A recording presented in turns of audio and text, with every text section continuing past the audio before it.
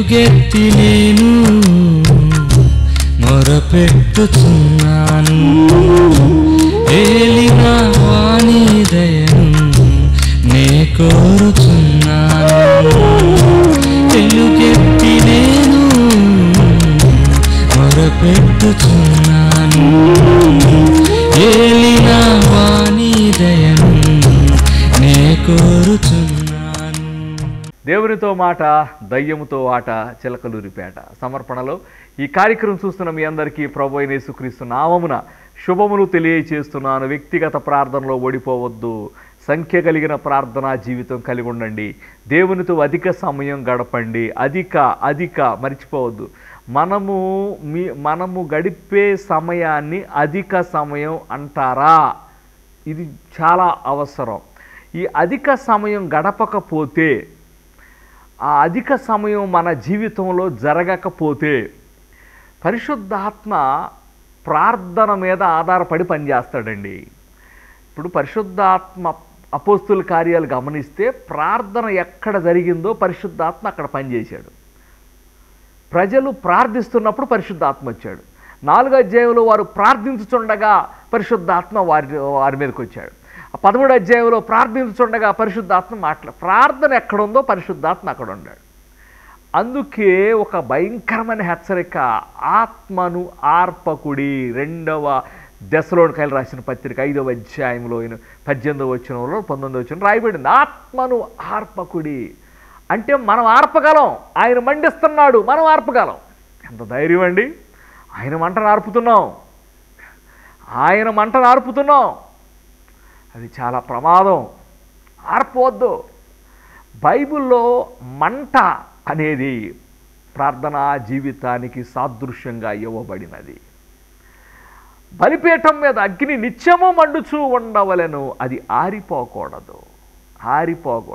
ఆత్మను ఆర్పకుడి.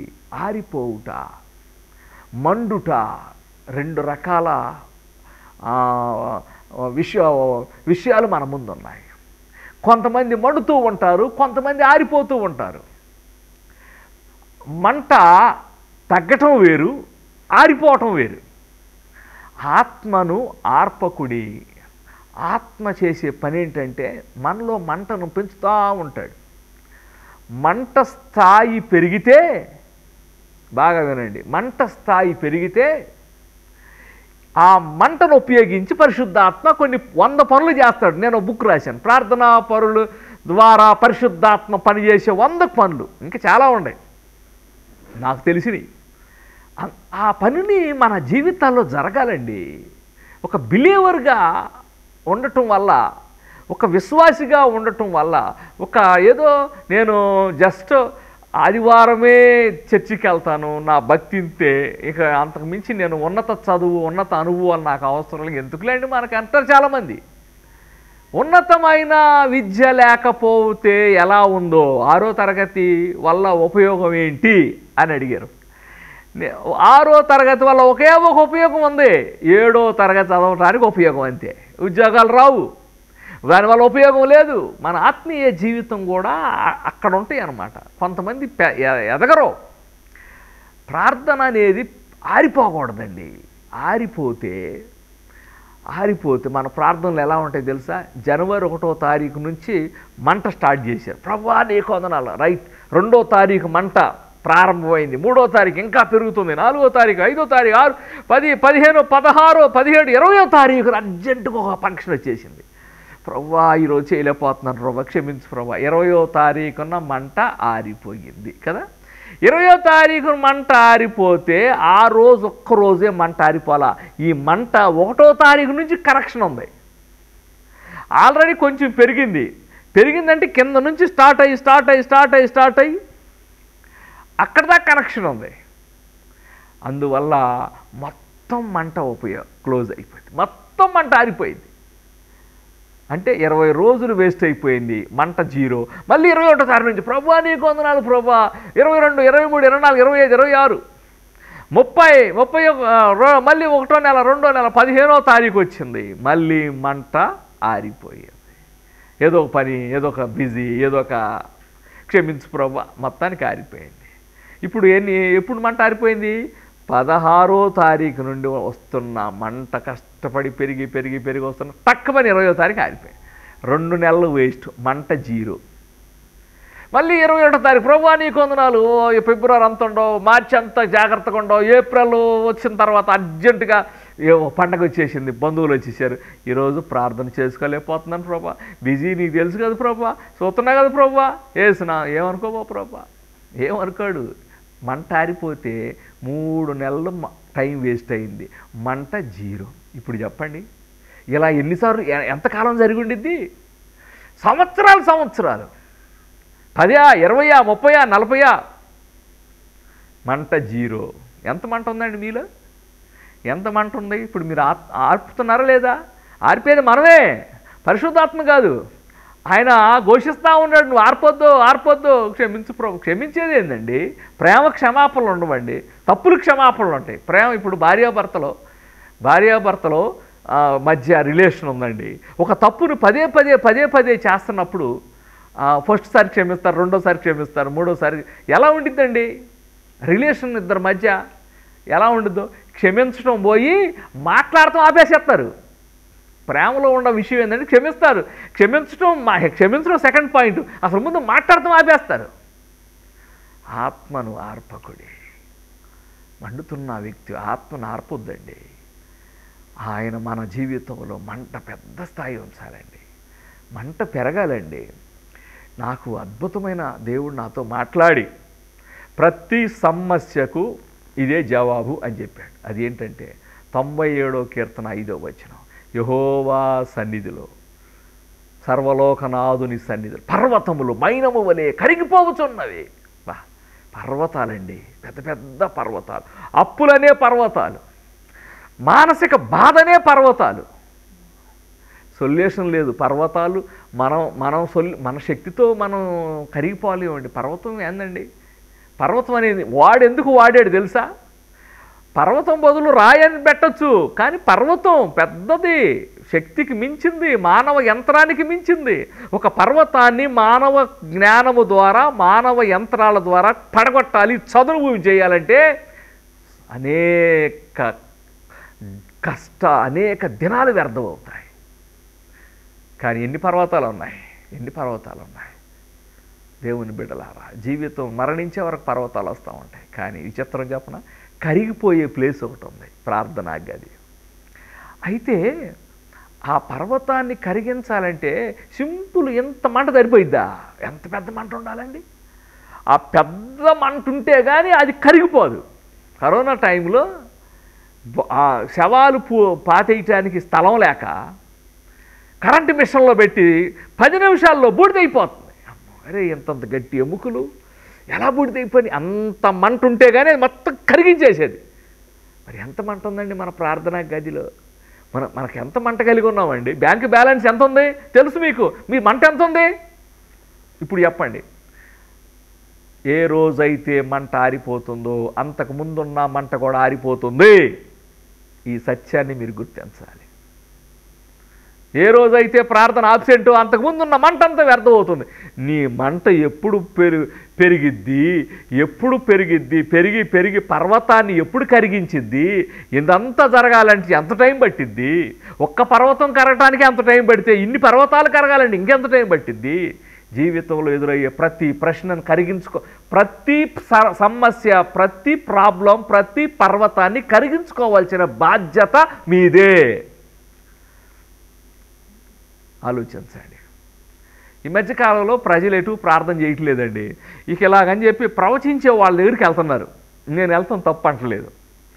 చాలామంది దేవుడు వరాలు ఉన్నాయి, పరిశుద్ధాత్మ వరాలు వాడుకుంటాడు. ఓకే, ప్రవచించే వ్యక్తి మీ జీవితంలో జరగబోయే చెబుతాడు, దేవునికి స్తోత్రం. కానీ ఒక్క మాట గుర్తుపెట్టుకోండి, బైబిల్లో చాలా ప్రవచనాలు ఓడిపోయినందువల్ల వ్యర్థమైపోయినాయి. ప్రార్థనలో ఓడిపోయిన భక్తిహీనులైనందువల్ల ఆ ప్రవచనాలు వ్యర్థమైపోయినాయి. దేవుడిచ్చిన మాట ఇచ్చాడు, కానీ వీళ్ళు ఓడిపోవటం వల్ల, సరిగా రిలేషన్ లేనందువల్ల ఆ మాట వ్యర్థమైపోయింది. ఇశ్రాయేలీల్ని అందరినీ కనాన్ దేశం తీసుకెళ్తానన్నాడు. అది ప్రవచనమే, ముందుగానే చెప్పబడింది. అబ్రహాంతో దేవుడు చెప్పాడు, అబ్రహామా మీ పిల్లలు 400 సంవత్సరాలు అక్కడ ఉంటారు, వాళ్ళందరూ నేను కనాన్ దేశం తీసుకెళ్తాను. యాడ తీసుకొచ్చాడండి? 5,99,998 మందిని అరణ్యంలో చంపేశాడు. మరి అబ్రహాంకి ఎందుకు తీసుకొస్తానని చెప్పాడు? ముందుగా మాట ఇచ్చాడుగా, ప్రవచించాడుగా, దేవుడే చెప్పాడు. మరలా చెబుతున్నాను, ఈ భూమి మీద ఏ గొప్ప భక్తుడైనా మీకు ప్రవచించ తప్పు లేదు, ఆయన పని ఆయన చేస్తున్నాడు. మనము ఓడిపోతే అది వ్యర్థమైపోయింది, మనము భక్తిహీనులైపోతే అది వ్యర్థమైపోయింది, మర్చిపోవద్దు. ఈ సూత్రం చాలామందికి తెలియట్లేదు.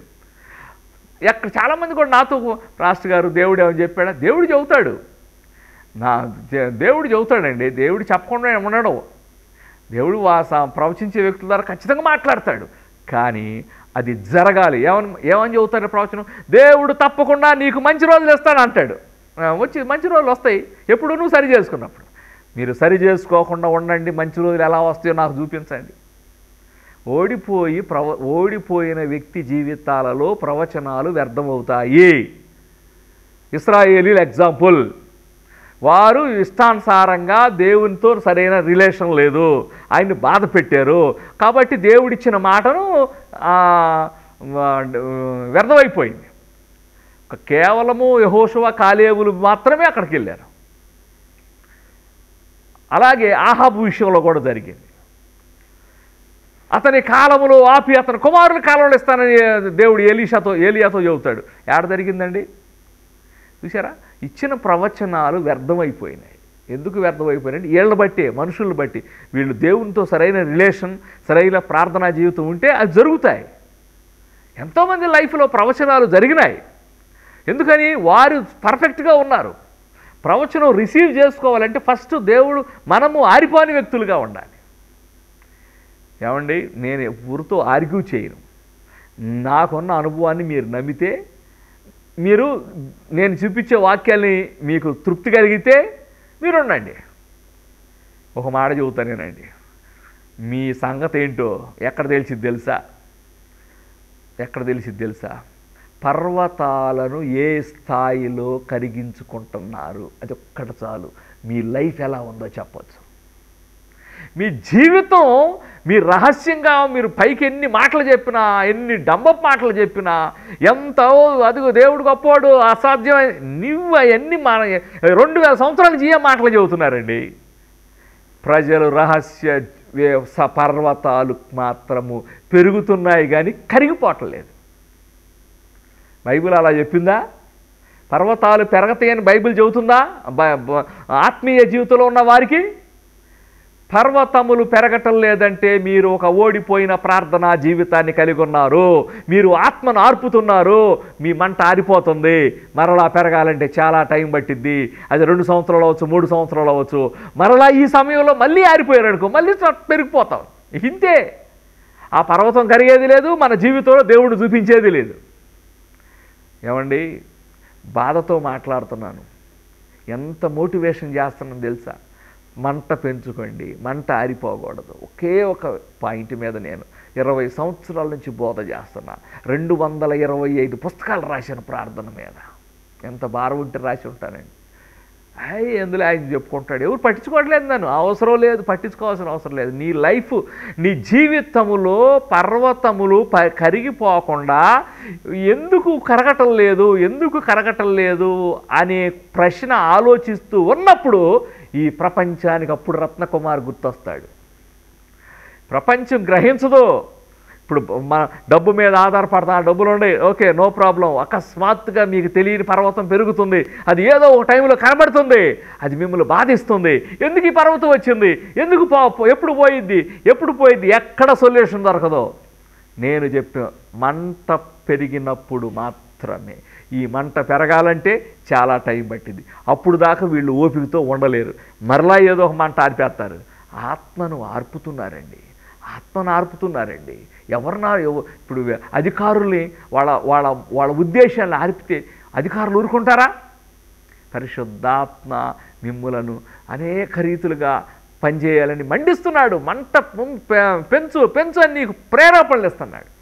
ఆత్మ పెట్టే ప్రేరేపణను ఆపేసి క్షమించు ప్రభువా, చేయలేకపోతున్నాను ప్రభువా, వల్లగట్లేదు ప్రభువా, ఆర్థిక డబ్బు పెరిగిపోయింది, డబ్బు మీద దృష్టి పెట్టి ఫలానా ప్రాబ్లంని ఓవర్కమ్ చేయాలంటే డబ్బు సంపాదించాలి కాబట్టి తప్పదు అని తమ్మును తాము దాసులుగా మార్చుకుంటున్నారు.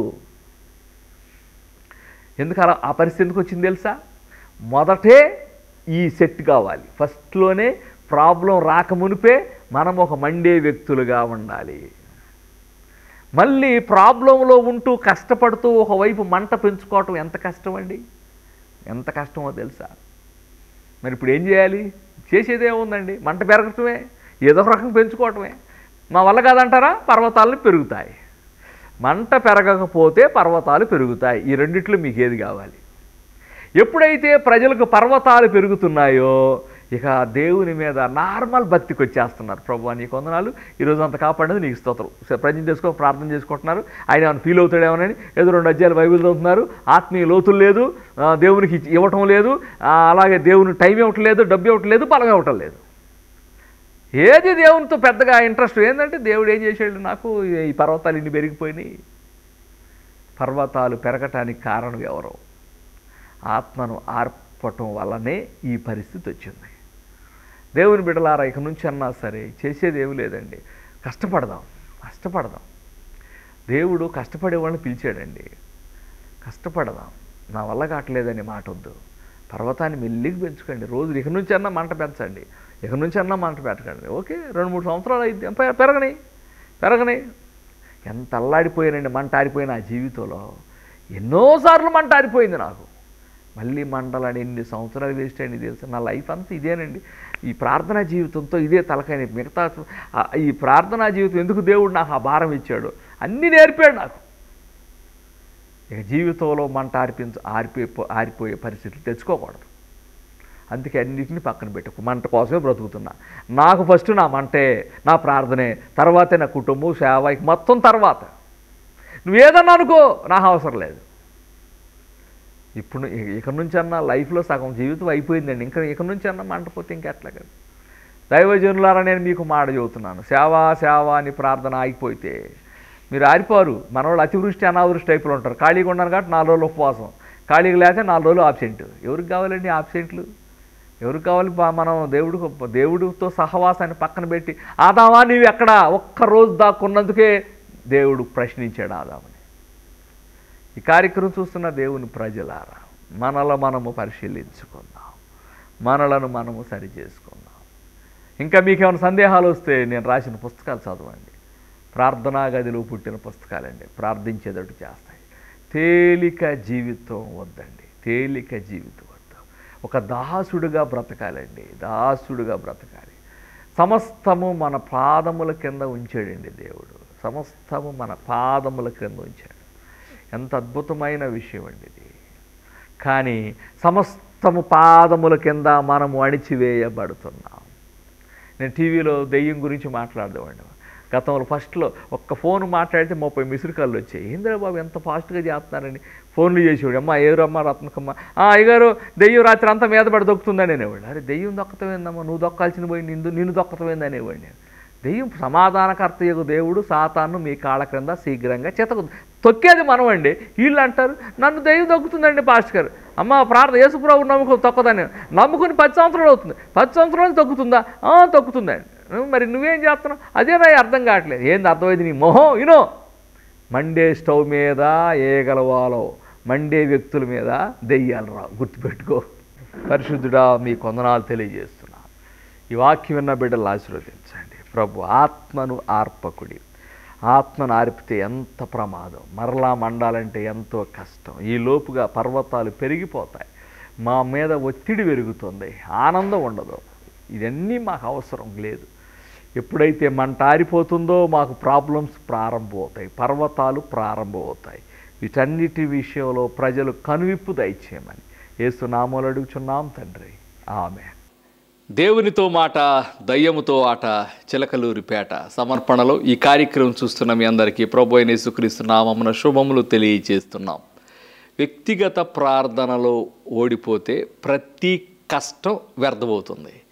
వ్యక్తిగత ప్రార్థనలో ఓడిపోతే ప్రతి సమయం వ్యర్థమవుతుంది.